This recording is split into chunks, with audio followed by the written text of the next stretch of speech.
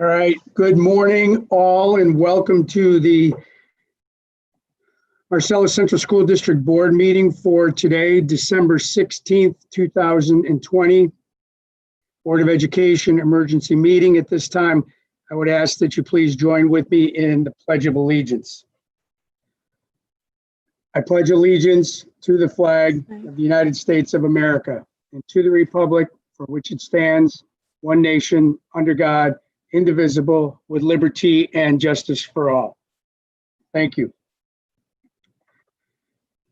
So the first item on the agenda this morning, due to the urgency and timeliness of our sole agenda item, I'm asking board members to waive the notice of meeting that typically we would send out 72 hours in advance. Resolved that the Board of Education waives the notice of meeting requirement. May I have a motion? Motion, Christine. Christine, second. Second, Mike. Mike, questions or comments? All those in favor? Aye. Aye. Aye. Aye. Opposed? Carried. Item 4, discussion. So the reason for the meeting this morning is to discuss continuance of in-person instruction as opposed to going fully remote in the district. Michelle, correct me if I'm wrong, but right now, KCH is in person, fully in person. That's correct. 5 and 6. Grades 5 and 6 are remote. Grades 7 and 8 are in person. And the high school grades 9 through 12 are fully remote, correct? That's correct. Fourth grade at DMS is also in person. Okay, 4th grade at DMS, okay. So we need to discuss our thoughts with regards to continuing as we have been, and having Michelle just address situations as they arise, as she has been doing for the remainder of the not the school year, but the calendar year, I guess, through next Tuesday, correct? This 22nd, Michelle? That's correct. The 23rd is a school day, but it's also it's a virtual day. Okay. So that would leave us with 5 potential remaining days this calendar year. People's thoughts? So, Go ahead, Mike. okay, sorry about that. My thoughts are that we go virtual until the break is over. I think that there's a lot of, at least from what I've heard, parents concerned about, I mean, honestly, some of the local relatives, being around local relatives, kids perhaps, getting sick, obviously their children, concerns for teachers, for the holidays, could be dangerous. And I know that we've listened to Governor Cuomo and people with social distancing and all that needs to happen. But I think a lot of people that are at least local are still getting together with grandparents and aunts and uncles and a lot of things like that. And not that I'm not at all saying that education shouldn't be the very first and most important thing. I just think now that the high school is virtual, now that basically half the district is virtual and half isn't, I don't see it being positive with these last few days remaining, adding any risk to the kids, which I'm not saying at all that is the case. I just feel that right now it makes sense to go virtual, and then hopefully the people that are sick get healthy and we come back after this break and hopefully things, we can continue the in-person education. So that's my opinion. Ellie? Yes, Mike, it's, since last March, the COVID has been, it's been scary for everybody in all situations. But I think, the CDC and the state, local government is showing that school isn't spreading. COVID. I know that Michelle, the safety of the children is utmost priority for her, and she's demonstrated that to us. My opinion is that each and every child needs to be in a school building with other students and their teachers. The data has shown that schools aren't spreading COVID, and they're one of the safer places to be. After the invite yesterday, I gave it a lot of thought, and what comes to my mind first is the special needs students, especially the younger students, and how they need to be in person with their teacher and teachers. Other students also. I will speak from my personal experience as a special needs educator that I have subjectively and objectively seen information where the special needs students have significantly regressed.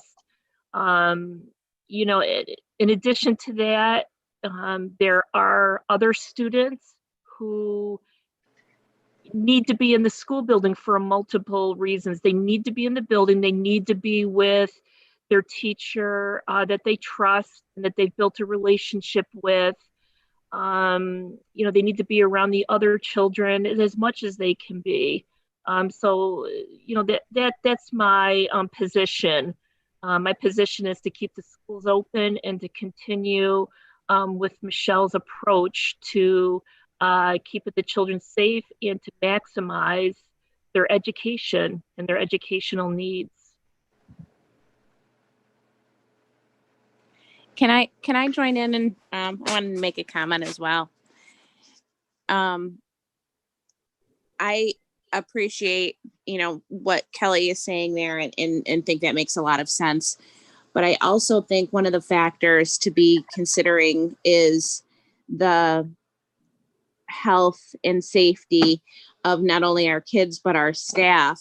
Yeah. And I think with these growing cases of with quarantines, I would like to hear some feedback on what is the mental health status of our staff. I think that would be an important criteria to hear before we all make a collective decision. I think that's a good point too. Michelle, you're there every day. You're in the buildings. You have your finger on the pulse of the staff.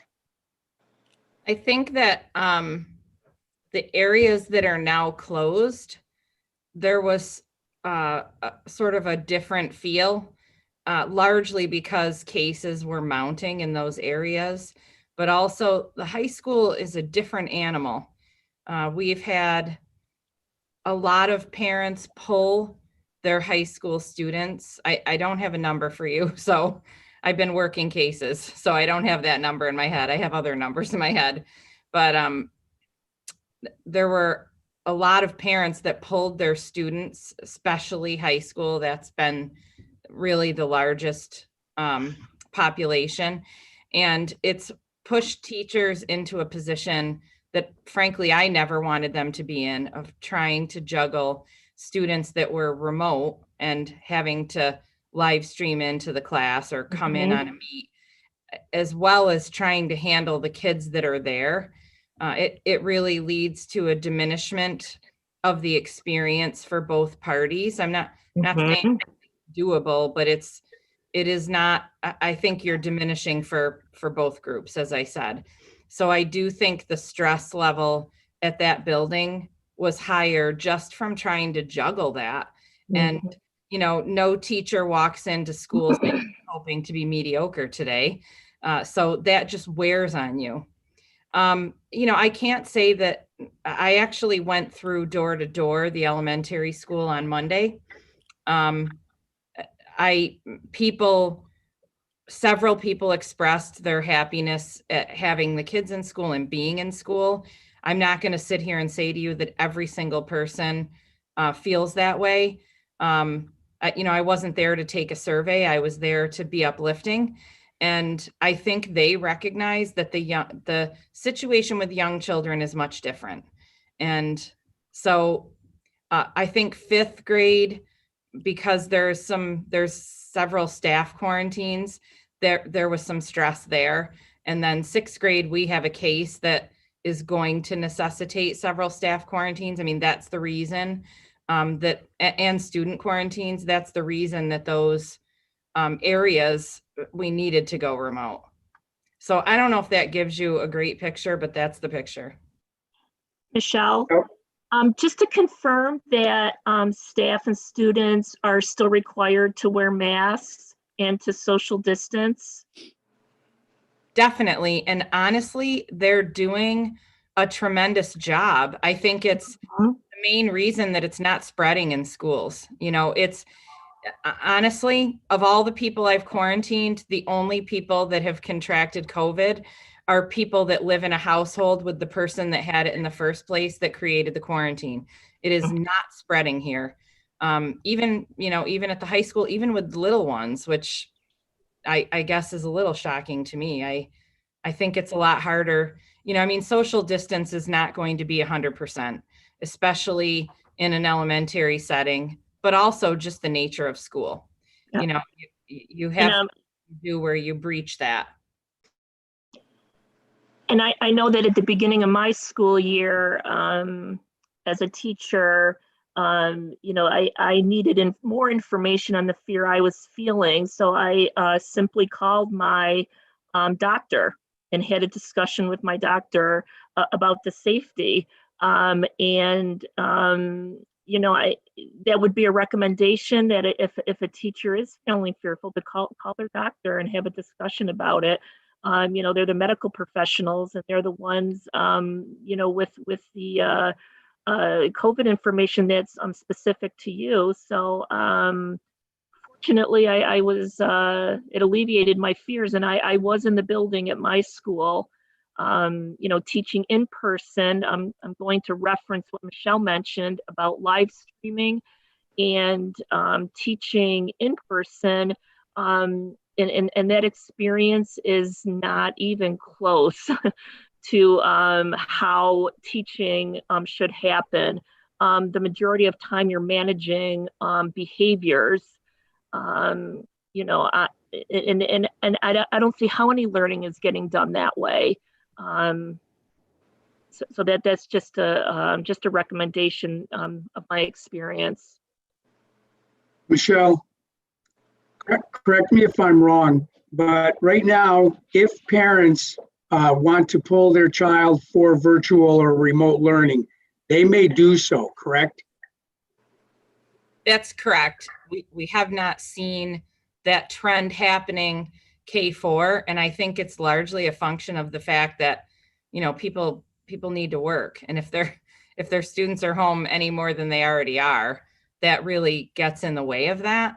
But when the kids are older, it's obviously there's not a lot of consequence in the household for pulling. So I think that's part of the reason we've seen the trend more at the upper level. We've had some at 7th and 8th grade, but not nearly what we've had at the high school.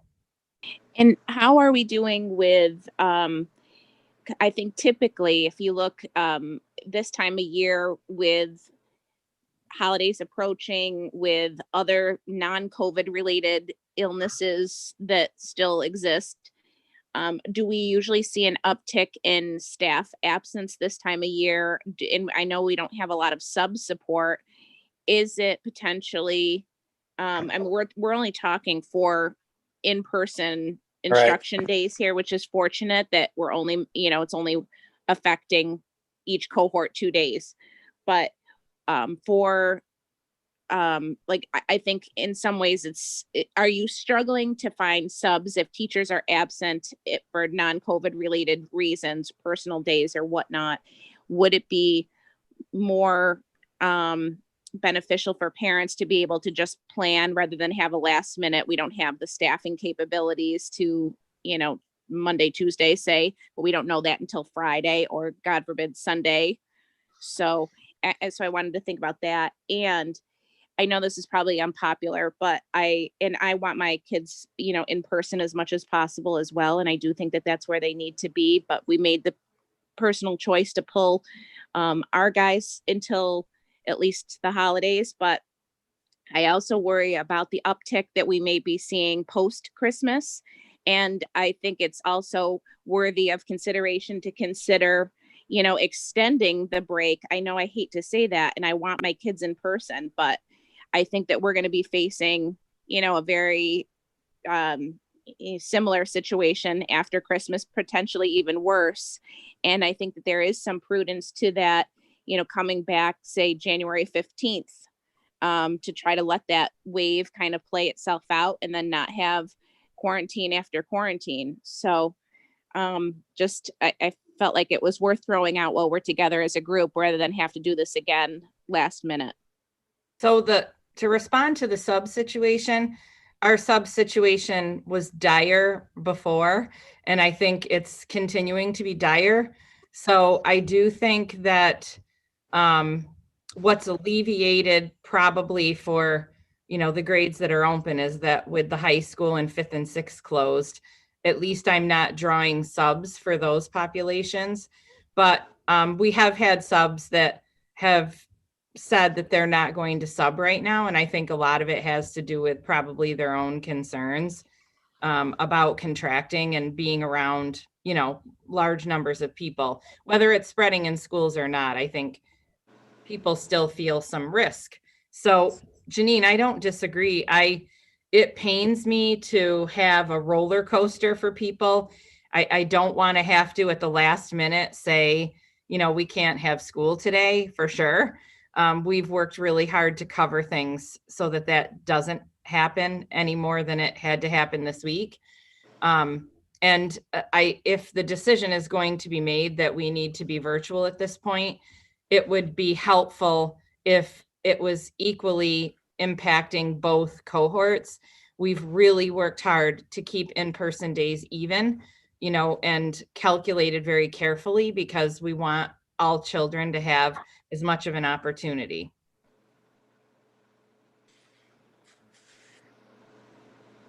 I would just like Christine, to your add- thoughts?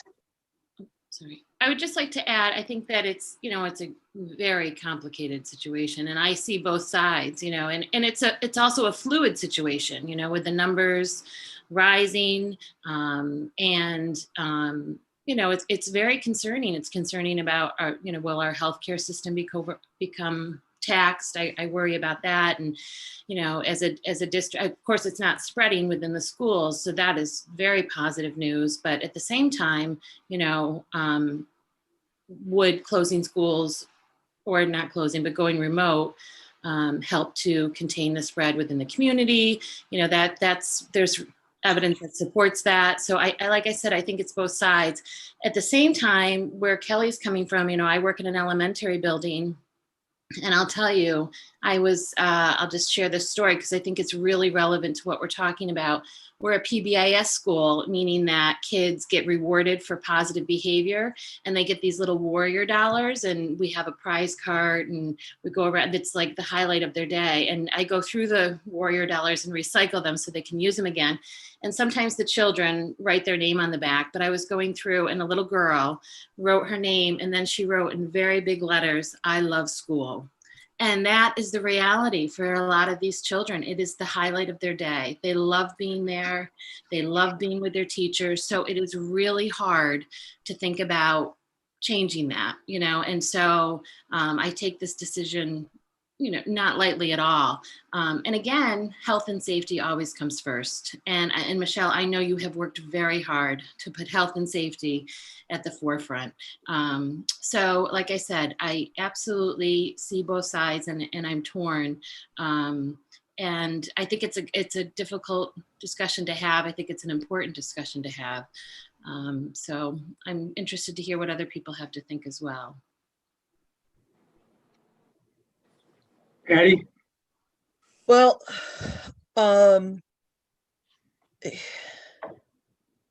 the fact that there's, only 2 days per cohort left is, my brain keeps going there. It's only 2 days.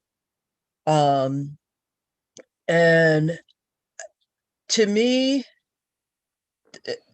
where I'm torn is parents having childcare versus the virtual school. You know, be versus being in school, and that's where I personally am thinking about. To me, it's 4 days. Go virtual for the 4 days. Five, yes, the fifth day is fifth day virtual, but go virtual until after the holidays. This time of year is it's chaos anyway, especially in elementary schools. I mean, not chaos, but it's Parties. it's less conducive to learning. How's that for a better way to put that? This time of year in schools, and it just seems to me like, because we're not talking like, if we'd had this conversation December 1st, I probably would have a different opinion. But with 4 in-person days that we're talking about, I think it's reasonable to go virtual for those 4 days. It's not, it's not like a normal school year where there'd be a big party at that the kids would be missing and all that stuff, because we can't do that anyway now. So that's where I am. It's not, we're not talking weeks, we're talking one. So I know that Margie was on, but it looks like we've lost her. She Yep. did email me, and I'm just going to read to you her email. Good morning, Mike. I'm not sure if I'm going to be able to log on to the meeting. If I can't, I just wanted to say that I am in favor of keeping the kids in school for as long as they can be there safely. I'm also going to add at this time too, my feeling is that by staying the course, we are giving parents the choice that they get to make of either whatever is in their best interest as a family, that they can make. If they need to send their child to school, they have that option. If they feel more comfortable with their child at home, learning remotely, they have that option as well. If we go fully remote, that option is no longer an option. And now everyone is remote. So I feel that at this point, giving parents the option is in our best interest. That's just I will say with that though, I think when I'm going back to September, August, late August, early September, when the initial communications went out, it was, if you're going to have your kid go virtual, they need to be virtual for the rest of the semester. And I think there's a lot of, I'm sure there are a lot of parents that are going, I don't want them, I want them out this week. I don't want them out permanently. Yeah. So I think that might be, that might hinder some parents making a decision for the next week if they're thinking they've got to be out till the end of January. Michelle, can you speak to that? Yes, Patty, it was a visionary statement to try to put timelines on things, because the other side of allowing people some choice, you run into situations where you just feel like, I mean, if a family says, we really want to hold our children out for a period of time, and you say, no, they need to come here, what's the alternative? They're not, they're just going to keep them out. So we've really tried to work with people. That being said, if we were to have a flood out of the elementary school, I will tell you, with the stress of trying to have kids in person and virtual, that won't be able to happen at the elementary school because of just the lower ability of young children to attend. It will make it impossible to do either one of those things at the same time, doing those two things. Right. So I don't want to sit here and say, yes, they do have the choice, but if it's going to lead to a mass exodus out of the K4 grade levels, that's not going to help the situation. Now, I'm not saying that it will, because it hasn't so far, but maybe after people sort of listen to this information, maybe they'll say, oh, I'll just pull my kids until the break, and then we will have an issue at K4. Right. And that's, I think, I know that, I remember that, that conversation that we had. And, one of my kids came to me and said, I don't know if I want to be in school right now, but if I go virtual, I've got to go for the rest of the year. I was like, for the rest of the semester. I was like, yeah, that's what Michelle said. She's like, all right, fine, I'll go the other 2 days. So, but I think we're in a unique situation in our home right now. But I think a lot of parents they don't know that they can do that. So I think there's so many parents that are virtual now still and doing so much online, depending on your job. I also my concern also is just, through some of the work I do some work with some kids in a group home, and there's 15 kids in the group home, and 14 out of 15 kids got or have the virus. So that's scary. And the only place they go is school. They're doing school 2 days a week and virtual 2 days a week. And then they go back to their group home, which I know if one kid gets it, it spreads, and, that family or whatever, that group setting.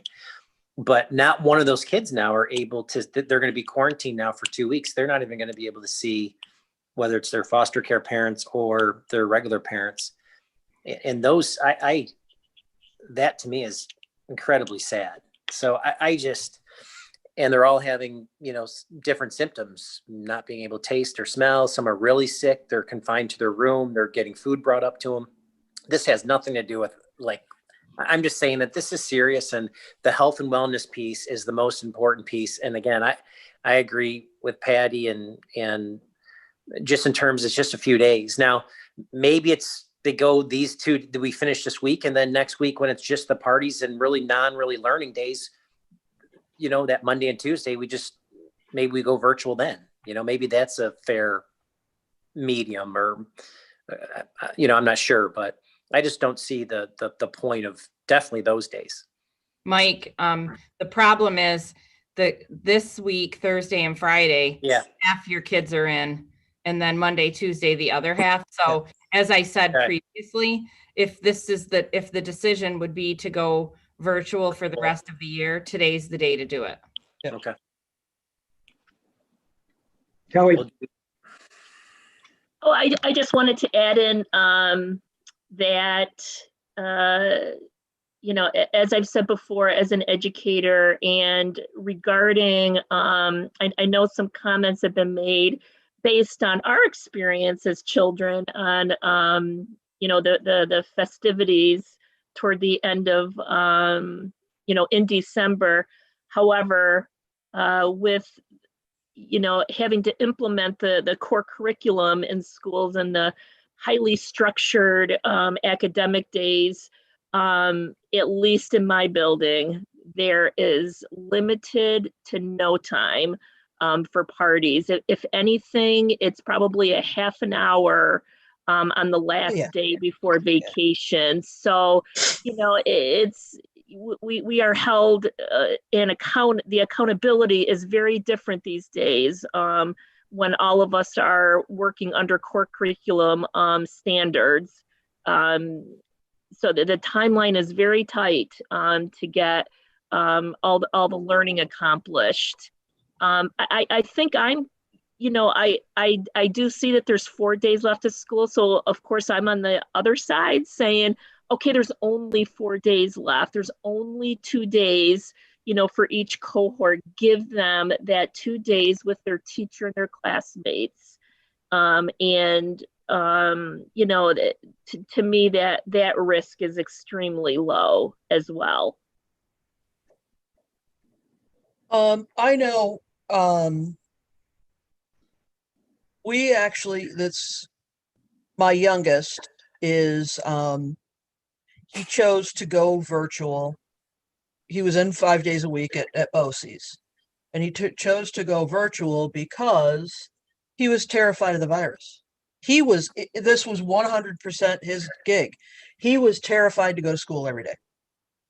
Granted, he was going into Thompson Road to Innovation Tech, and it's a different population there, but his stress was through the roof. So, I mean, he's in 10th grade, so that's a bit of a difference. So what are the kids? I mean, the younger kids, it's harder to tell, obviously. So, I don't know what the kids are feeling. I just, from kind of trying to gauge everybody's comments here, I'm a little concerned that I think we might have a split vote if we come to vote right now without knowing exactly Margie's stance, because she says keep them in person as long as it's safe to do so. So is there does Margie's vote, if she's not attached to the Zoom, does that still count? Because what happens if we're split 3-3? I don't think this is a voting thing. This is a discussion to give Michelle some ideas and some talk and have them talk. So. It's not a formal vote. Okay. Michelle, I know that maybe via email you've said this, but now that we're collectively here, can you give us your recommendation? My recommendation, and this really comes from, my belief that it's my job to have school for kids to attend in person. I feel like I don't have a reason to recommend closing K4. I don't. We've had some cases there, but we haven't in a while. I have sufficient staff at this point. 7 and 8, again, haven't had cases there. I don't know why. So I feel like I've tried to close when, my decision to close was really based on the necessity of doing so. I'll say that honestly, if there's concerns about closing for the next, 5 days or whatever you want to call it, Janine mentioned the after break part, where this is going to keep going. I mean, this isn't going to be over. And the surge that you saw after Thanksgiving, you're going to see again after Christmas, after the holidays. So to me, it's not just a 4-day decision. And it could be that we come to a point after the holidays where we have a similar situation with cases with the younger kids. I have no idea, but my recommendation at this point is to stay the course. I respect all of your opinions. This has been the most challenging experience I've ever had in 30 years. So I completely respect where you're coming from, believe me. And whatever you decide, I will wholeheartedly support. Thank you. So I know we have differing opinions, but I would really like to give the superintendent a full-throated board support, one way or the other. I think my feelings. My feelings are to stay the course. I definitely think, as Janine said, this is something that we will probably need to revisit. And rather than wait until our first board meeting in January, we may want to consider another board meeting, an unscheduled board meeting during the break to discuss this further. particularly as things begin to unfold, so that we're not doing it in an emergency situation like this. That being said, I would suggest, I would recommend that we continue to go the course as Michelle had stated. That's my feeling. I agree Kelly? with Mike. I agree with you, Mike. I have and still do trust every move, every decision that Michelle is making. The amount of information that Michelle uses to make a decision is probably beyond what we can, even begin to comprehend. She has the firsthand information on whether to keep the school closed or to keep it open. So I trust, and she's shown that she has kept the teachers and the students safe. So my recommendation is with Mike and Michelle's to keep the school open and then definitely revisit after Christmas. Michelle, can I ask one more question? Is there any, or should there be any information out to our staff and families about protocol of contact, like when is the appropriate time to contact the school in the event that any exposures happen or any quarantines happen over break, so that a decision can be made as quickly as possible post Christmas? Like, because I'm just thinking, like, if somebody say is in quarantine toward the end of the break, and that may impact instruction or the ability to open, like, what, I don't want you to be inundated the day before we come back. Like, is there a protocol for our family to let the school know? And what is, will there be additional communication going out to that effect? Janine, great question. I will put something out reminding people to let us know if those things occur. That's been happening. We've had probably one case that I'm actually working on right now where we didn't find out about the case until the quarantines for people would have been pretty much over. I think there was 1 day left. But honestly, there were some factors there. Otherwise, families have been pretty good about contacting us, but I will definitely give a reminder. In terms of the timeliness of it, I mean, I can say as soon as let us know. Unfortunately, these things often go in clumps, so you can tend to be inundated even if people are telling you right then. I mean, I haven't had, I'll go a whole week without a case and then I'll have 5. So, I mean, it doesn't necessarily follow a nice trend line, but yeah. I think that's a really good point, because if Skippy's not in school, then I may not think to contact school if he's been diagnosed. So I think that's vital, Michelle, that we somehow communicate to parents, even though we're on break. If something happens, within your family, please let us know so that we can have that information going forward. Definitely. Regardless of my opinion, I support Michelle. Whatever decision, and it sounds like the decision that Michelle would make would be to stay open, which is fine. Mike, you were looking for support from the board. I certainly, I support Michelle. I know you support me either way. I don't want this to become, if you decide to do something different than what I would do. No. What I'm saying is, understand, I know you all support me. So yeah, I know. What I'm saying is my opinion is different than yours, but I am not an educator. I am not the superintendent of schools. You have a different level of knowledge and experience and everything else. So therefore, there are times, when we've been building this house, there are times when you call the plumber. You call the plumber and let the plumber do what they're supposed to do. At this point, you let the experts do their thing, and you happen to be that in this situation.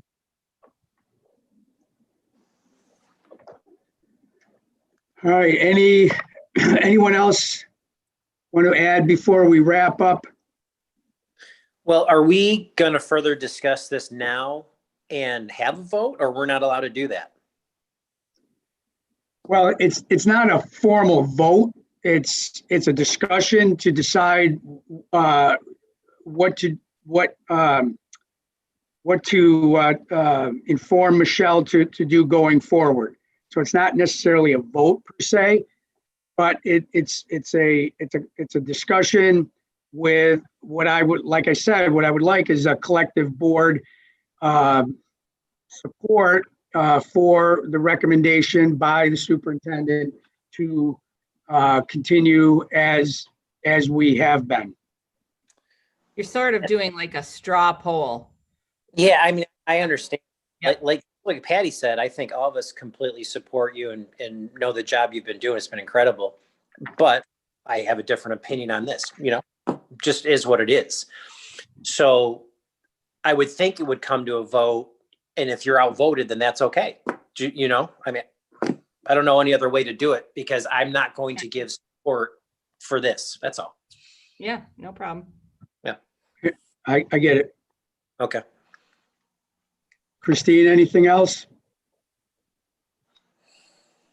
No, I guess I just want to be clear. So at this time, we're not voting. We're just having the discussion. Correct. Okay. And I'm assuming based upon that discussion that you are supportive of Michelle's recommendation.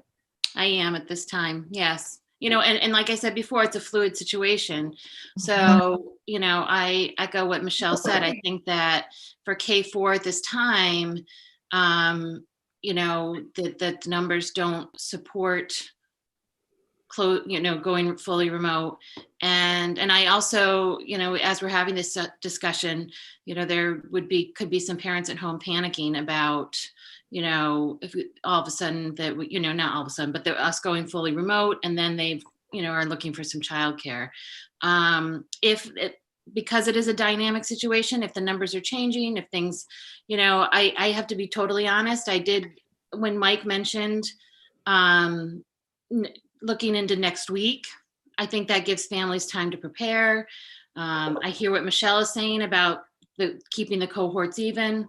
I'm just going to throw this out there, not to make things more difficult, but it could put making families scramble. But would it be possible to do cohort A today or tomorrow, and then cohort B? They each get a day, and then we look at next week. But that was something that was occurring to me. So, but again, that might make things much more difficult for families. So I don't know. Kelly, are you in support of the recommendation?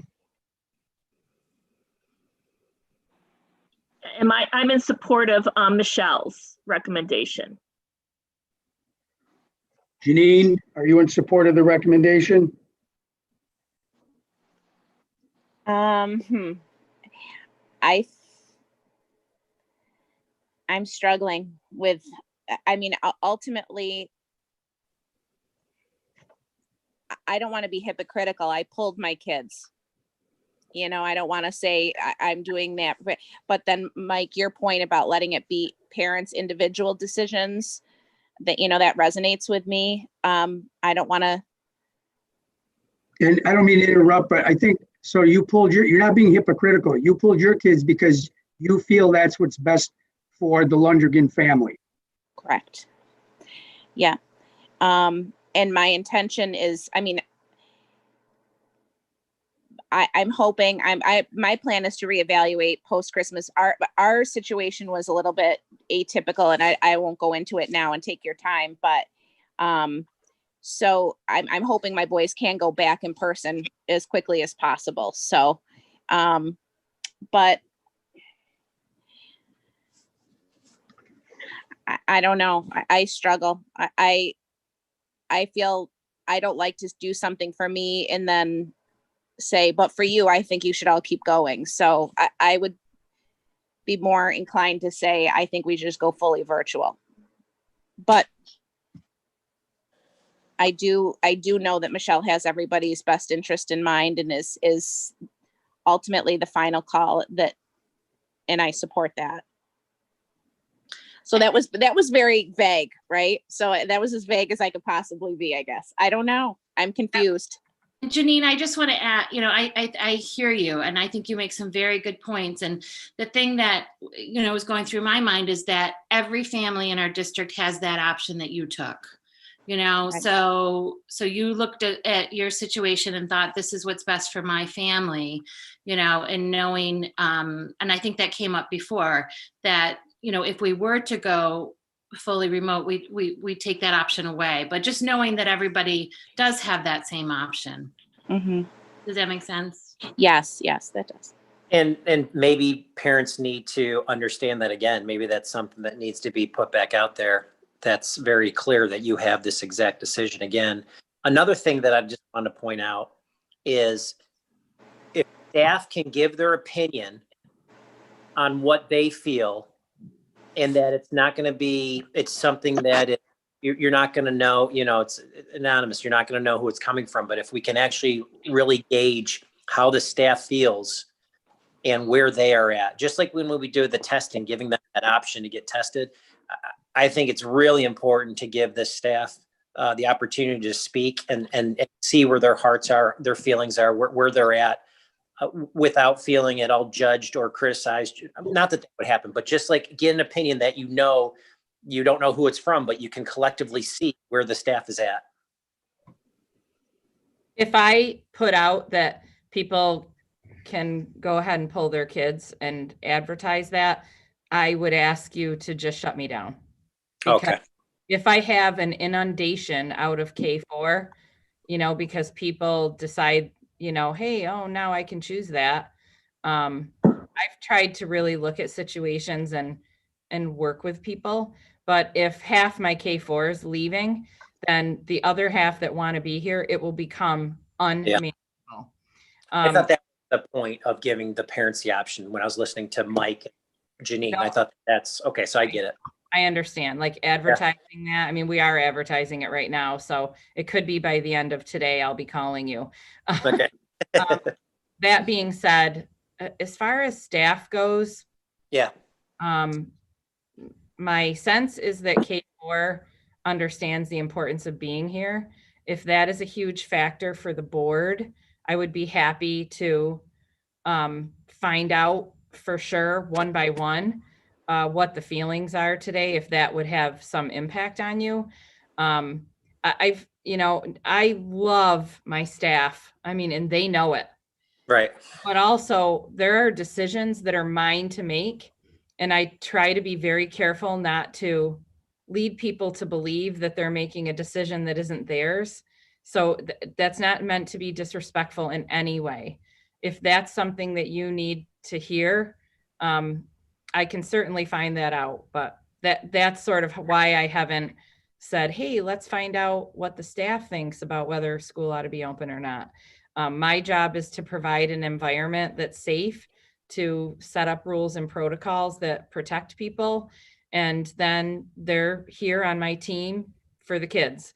So you let me know if you want me to do that, and I will, but that's why I haven't approached it that way.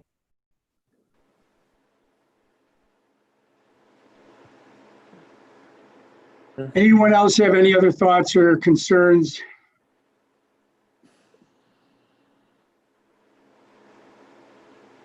So Michelle, I know you've gotten an earful this morning, which is a good thing.